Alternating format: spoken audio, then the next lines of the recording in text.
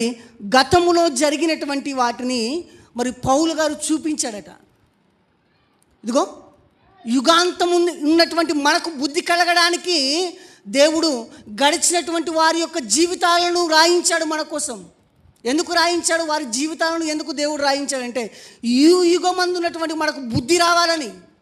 వారి యొక్క జీవితాన్ని, వారి జీవిత విధానాన్ని, వారి నడుచుకున్న విధానాన్ని చూసినప్పుడు ఇదిగో మనము కూడా వారిలాగా ఉండకూడదని, రాయించాడు ప్రియమైన దేవుని వారలారా. మరి పౌలు గారు అంటున్నారు, నేను పరిశుద్ధాత్మయు దేవుని శక్తిని కనపరచు దృష్టాంతంలో నేను వినియోగించి తినంటున్నాడు ప్రియమైన దేవుని వారలారా. ఏం చెప్పాడు ఇంతకు పౌలు గారు సంఘానికైనా మనం చూడగలిగితే ఆయన ఏం చెప్పాడంటే, ఇదిగో సొదొమ గొమొర్రా పట్టణాలను దేవుడు ఏం చేశాడంటే అగ్ని చేత కాల్చివేశాడు.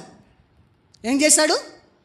సొదొమ గొమొర్రా పట్టణాలను దేవుడు ఏం చేశాడంటే ఆయన కోపము చేత, అగ్ని చేత ప్రియమైన దేవుని వల్ల ఆ 2 పట్టణాలను దేవుడు ఏం చేశాడంటే కాల్చివేశాడు. దేవుడు నాశనము చేశాడు. ఒకవేళ మీరు కూడా దేవుని కోసం బ్రతకకపోతే, నీ ప్రవర్తన సరిగా లేకపోతే, ఇదిగో మిమ్మల్ని కూడా దేవుడు సొదొమ గొమొర్రా పట్టణాలను ఎలాగైతే అందులో ఉన్నటువంటి ప్రజలందరినీ నాశనం చేశాడో మిమ్మల్ని కూడా నాశనం చేస్తాడని చెప్పాలి. మనం ఏం చెప్పాలంటే సంఘానికి పౌలు గారు అవే చెప్పాడంట. దుష్టాంతములను కనపరిచాడంట పౌలు గారు.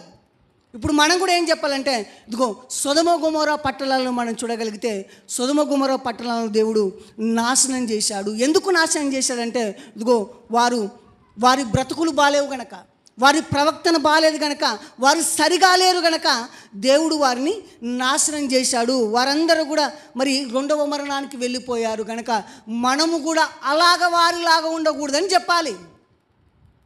మనం కూడా వారిలాగా ఉండకూడదని చెప్పాలి ప్రియమైన దేవుని వారు. అలాగే మనం చూడగలిగితే లోతు భార్య ఎందుకు ఉప్పు స్తంభముగా మారింది అంటే, ఇదిగో దృష్టాంతములను చెప్పాలని చెప్తున్నాడు కదా పౌలు గారు. నేను అవే సంఘానికి ప్రకటించాను అని చెప్తున్నాడు.